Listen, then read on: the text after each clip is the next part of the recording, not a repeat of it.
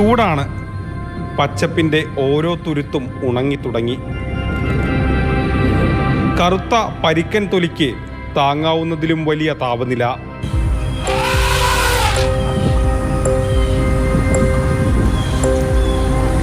പറ്റുന്നിടത്തേക്കെല്ലാം ഭക്ഷണം തേടിയുള്ള യാത്രയാണ്. ചിലപ്പോൾ തനിച്ച്, ചിലപ്പോൾ കൂട്ടുകാർക്കൊപ്പം.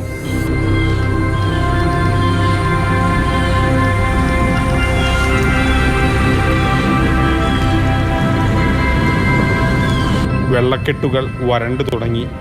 വെള്ളം കുടിക്കണം. ചുട്ടുപൊള്ളുന്ന ശരീരം അടിമുടി തണുപ്പിക്കണം. ഇനി പ്രതീക്ഷ ഡാമിലെ വെള്ളമാണ്. പാലക്കാട് നഗരത്തിൻ്റെ ദാഹമകറ്റുന്ന അതേ മലമ്പുഴ ഡാം. എ വി മുകേഷിനൊപ്പം ഗോകുൽ VS, മാതൃഭൂമി ന്യൂസ്, പാലക്കാട്. ഒപ്പം ഗോകുൽ VS ചേരുന്നു. Good morning Gokul. നമുക്ക് ചൂടിനെ പറ്റിയും ഭക്ഷണമില്ലായ്മയെ പറ്റിയൊക്കെ പറയാറുണ്ട്. ഈ വന്യമൃഗങ്ങളൊക്കെ നാട്ടിലേക്ക് ഇറങ്ങുന്നത് എന്തുകൊണ്ടാണെന്ന്. ഈ മലമ്പുഴക്കാരുടെ ഒരു അവസ്ഥ ഇപ്പോൾ എന്തായിരിക്കും? ഇങ്ങനെ കൂട്ടത്തോടെ ആനകൾ പതിവായി വരുമ്പോൾ അവരുടെ ജീവിതത്തെ അത് വളരെ കാര്യമായി ബാധിക്കുന്നുണ്ടാവില്ലേ ഗോകുൽ? തീർച്ചയായും ചിലരുടെയൊക്കെ കൃഷി ആ തരത്തിലുള്ള കാര്യങ്ങളൊക്കെ നാശനഷ്ടം ഉണ്ടാകുന്നുണ്ട്. പക്ഷേ വലിയ അപകടമോ അല്ലെങ്കിൽ മനുഷ്യന് നേരെ വലിയ ആക്രമണമോ ഒന്നും തന്നെ ഈ ആനക്കൂട്ടം നടത്തുന്നില്ല എന്നുള്ളത് ആശ്വാസകരമായ കാര്യമാണ്.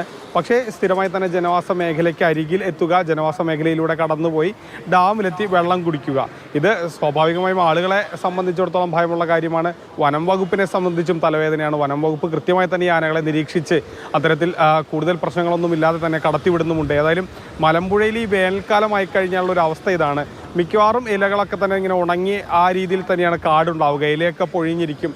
അപ്പോൾ ഈ ആനക്കൂട്ടം കൂട്ടമായി വന്നുകൊണ്ട് ഇങ്ങനെ ഡാമിൽ നിന്ന് വെള്ളം കുടിച്ച് മടങ്ങുന്നു. നിരവധി പലതരം 2-3 ആനക്കൂട്ടങ്ങളുണ്ട് അവിടെ എന്നാണ് പ്രദേശവാസികൾ പറയുന്നത്. ഒരു 7 ആനകളുടെ കൂട്ടമുണ്ട്. അങ്ങനെ പലതരത്തിലുള്ള ആനക്കൂട്ടങ്ങളുണ്ട്.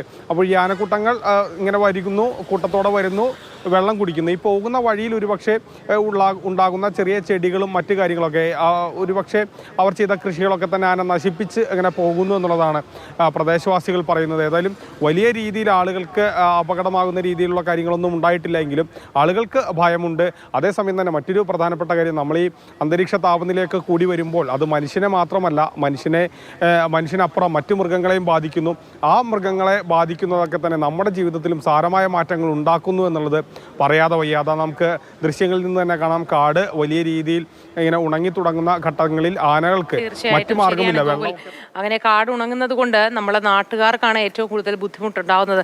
വനത്തിനെയൊക്കെ എത്രത്തോളം ചേർത്ത് പിടിക്കേണ്ടതാണ് എന്നാണ് ഈ സന്ദർഭത്തിൽ നിന്നും ഈ അന്താരാഷ്ട്ര വനദിനത്തിൽ നമുക്ക് മനസ്സിലാവുന്നത്. ഗോകുലിന് എല്ലാ ആശംസകളും നേരുന്നു. നല്ലൊരു ദിവസമായിരിക്കട്ടെ കേട്ടോ.